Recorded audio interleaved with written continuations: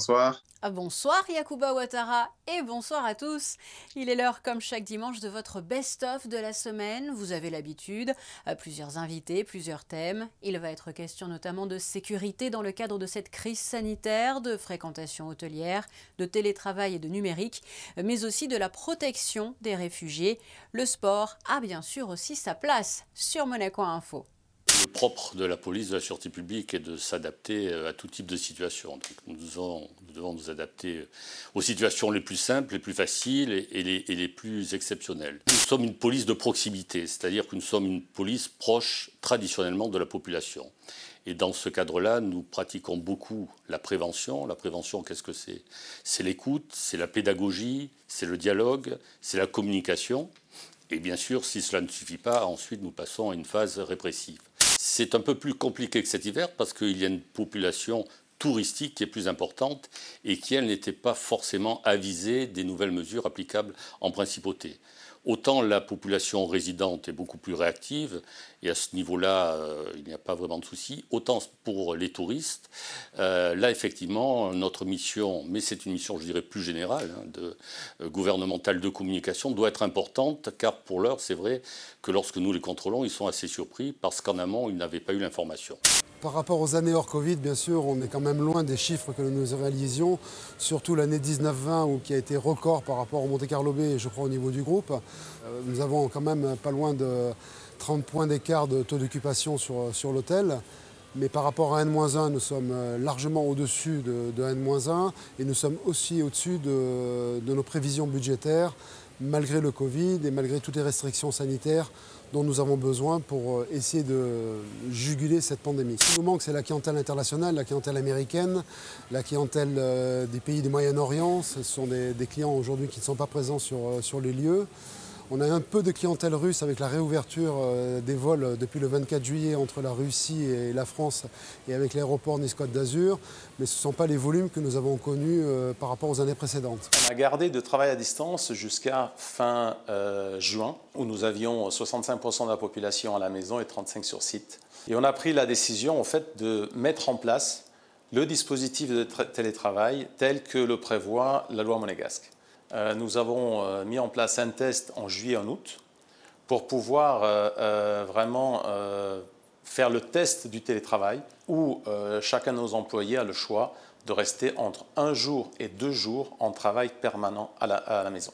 Alors principalement, puisque c'est un sujet qui est stratégique, aujourd'hui en Principauté de Monaco, le numérique est au cœur de toutes les actualités et aussi au cœur de l'évolution de la Principauté au niveau local bien sûr, mais également au niveau mondial. Donc la Jeune Chambre économique a choisi de donner une place d'honneur, comme nous l'avions fait lors du premier petit déjeuner conférence en ligne sur le thème du Fonds bleu. Et pour ce deuxième petit déjeuner, nous avons décidé à nouveau de parler de numérique avec l'identité bien sûr. Pour nous, c'est crucial parce que ça permet à la fois d'avoir un réel soutien et un accompagnement de la part de la Principauté, mais également dans nos démarches au quotidien et dans nos relations que nous pouvons avoir avec nos clients, qu'ils soient locaux ou internationaux, de faciliter grandement les démarches. La clôture du dossier est prévue pour le 31 août, donc j'invite à tous ceux qui souhaitent s'inscrire de le faire d'ici le 31 août, dernier délai. Et ensuite, nous aurons les délibérations et l'étude des dossiers par les jurés qui auront lieu en octobre pour une remise lors des trophées de l'entrepreneuriat le 3 décembre 2021. En fait, le principe de l'embouteillage, comment on est un embouteillage, c'est que vous avez à un moment donné un nombre de véhicules tel que c'est un peu comme un fluide dans un tuyau. À un moment donné, ça sature et il y a une pression forte. Mais là, on ne peut pas accélérer le débit pour essayer d'évacuer tout ça. Donc, ça se condense et puis ça s'arrête. Et c'est pour ça qu'on appelle ça un bouchon. Donc, là, on va assister à la fois dans les entrées d'axes d'autoroute, sur les voies secondaires, à un afflux beaucoup plus important. Et donc, tout ça va constituer la base pour faire des embouteillages avec des phénomènes d'accordéon, c'est-à-dire que ça va ralentir fortement, s'arrêter, puis repartir, puis s'arrêter, puis repartir. Idéalement, pour éviter ça, il faudrait que demain, tout le monde roule à 30-40 à l'heure, partout.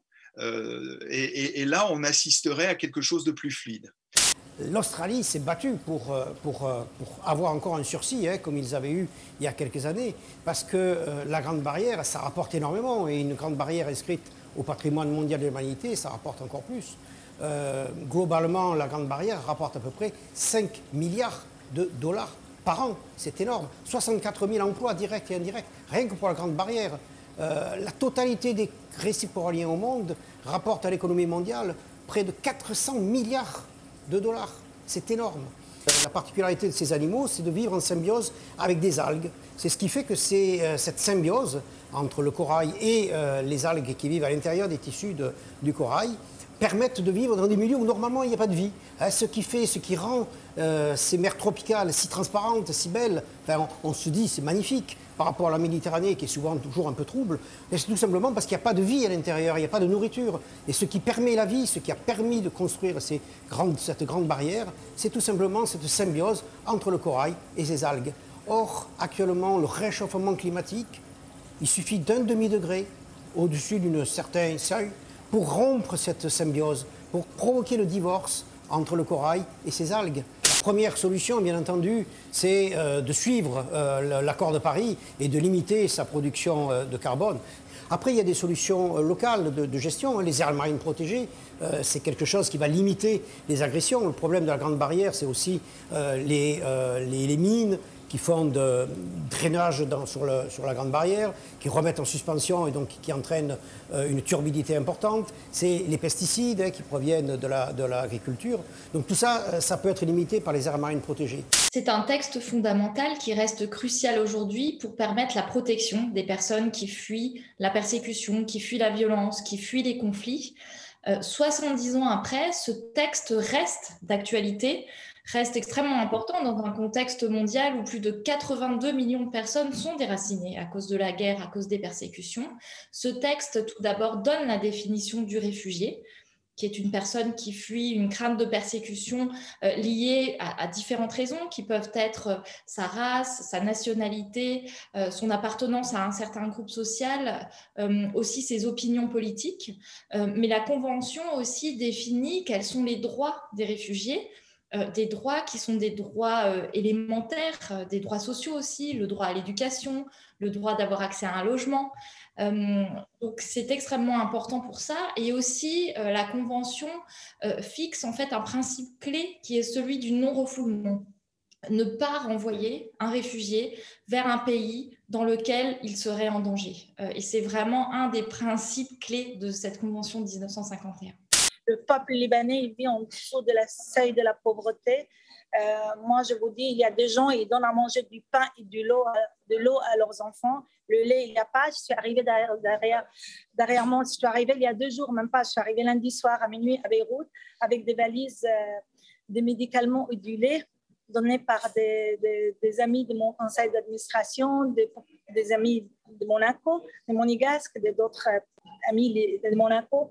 Ils ont fait tous des donations. Je suis arrivée avec 3 valises, des médicaments, du lait bébé, parce qu'il n'y avait plus rien et il y avait une demande urgente.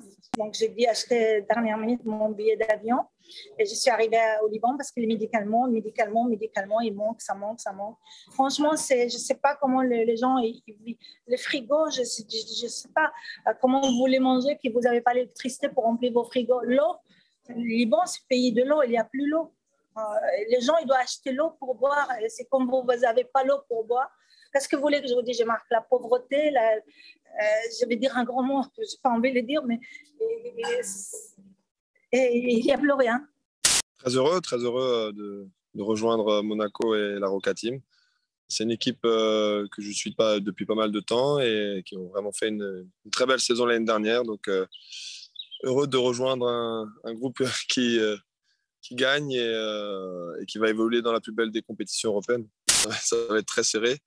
Là, je suis encore chez moi en Alsace, à mon camp de basket qui finit aujourd'hui.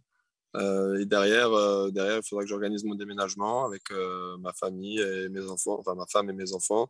On va retourner à Barcelone pour organiser tout ça et essayer d'être le plus tôt possible à Monaco, même si c'est vrai que c'est compliqué en si peu de temps, en août, de faire un déménagement et de s'installer, de trouver les écoles. Mais bon, on commence à avoir l'habitude, on va dire. forcément, pour moi, Monaco, ça occupe vraiment une place spéciale dans mon cœur. Et venir ici pour pouvoir jouer l'Euroleague en plus, c'est tout simplement exceptionnel, quoi.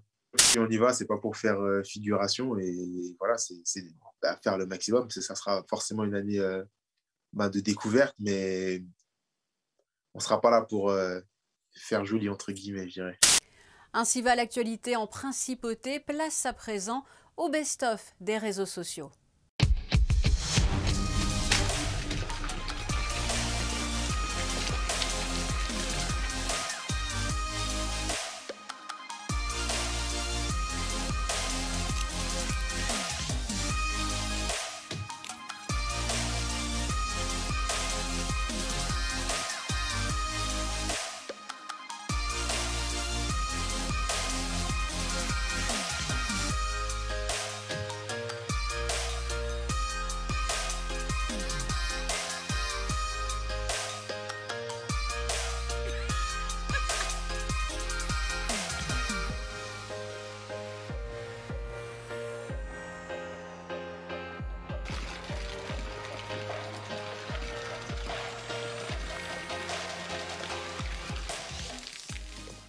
Les animaux ont décidément pas mal de ressources. Une nouvelle semaine débutera lundi dès 19 h. Vous retrouverez Fabien Bonilla. Très bonne soirée. Quittons-nous en photo, c'est une habitude. Elles sont signées Michael Alési et Stéphane Dana.